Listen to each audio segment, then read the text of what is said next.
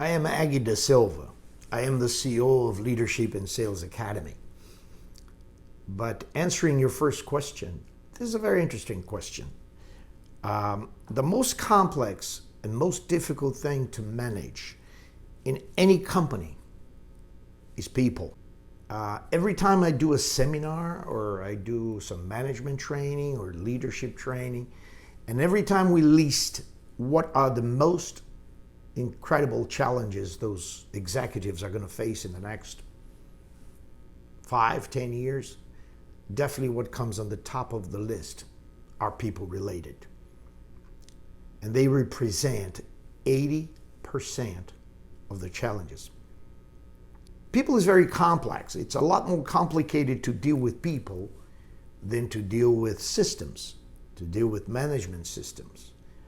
And nowadays, we have even robots doing certain kind of tasks.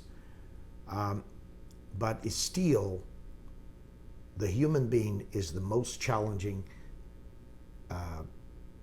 kind of thing that people or executives or leaders will normally face. What does that entail? It's very simple. St. Augustine used to say that people are who they are and not how we would like them to be. The most important thing is to know how are they and to discover what sort of behavior they have. I was interviewed the other day by a talk show and they asked me what sort of answers a person should give or should they do in an interview to be hired. And I would say honestly, they have to be themselves. They have to be honest, transparent, because today they have psychometrics that they can know exactly what sort of behavior and people behavior they're looking for, depending on the kind of position they are being hired. Leaders in companies, as some people usually think, they're not born. They become leaders. Sometimes under circumstances and situations, they end up becoming a leader. Success only comes before work in a dictionary. So it is very important that everybody understands that success needs a lot of work. It needs a lot of facing situations and challenges in a positive and constructive way.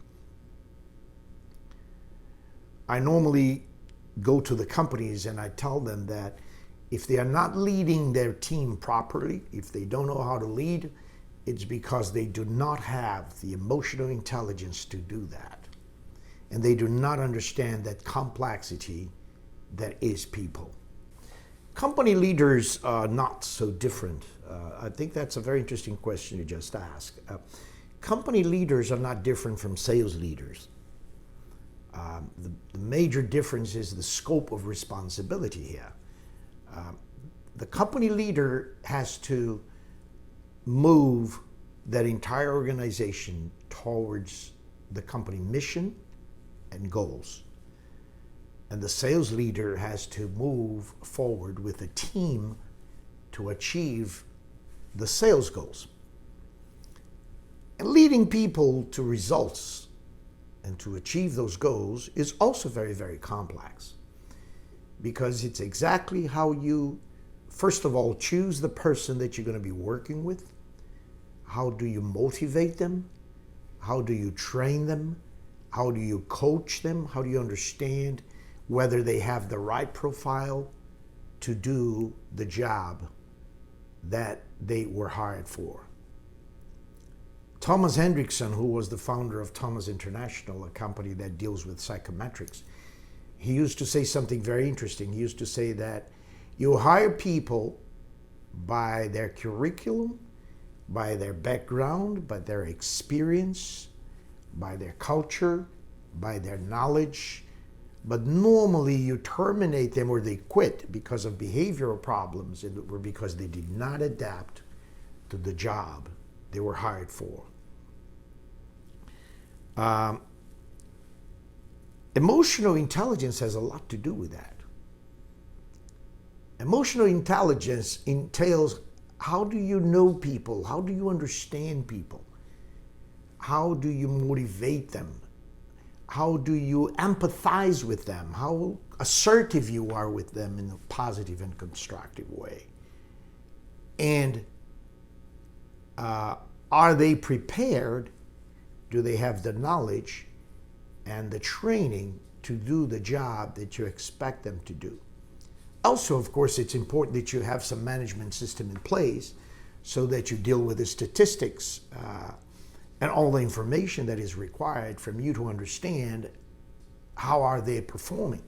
I have been in a lot of organizations that they don't have any KPIs ready.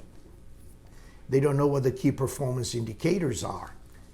And trying to understand that is also very, very important. How do you measure performance?